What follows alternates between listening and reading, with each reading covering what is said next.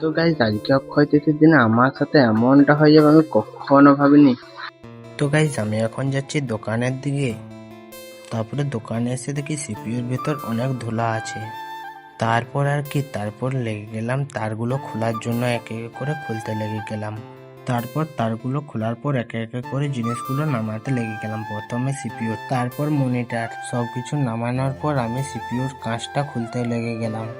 তারপর কাঁচটা খুলে সাইডের দিকে রেখে দিলাম।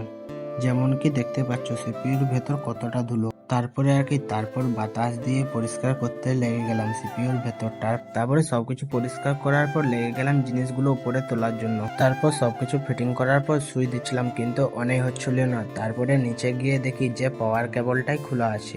তারপর তাড়াতাড়ি পাওয়ার কেবল লাগিয়ে সুই দিয়ে দিলাম। দেখলাম যে না, ফাইনালি মেশিনটা অন হয়ে গেছে। তো গাইজ আর কাদের কাদের কম্পিউটার আছে কমেন্টে বলে দিও। গাইজ এখনের মতো টাটা, বাই বাই, আরো দেখাবো অন্য ব্লগে।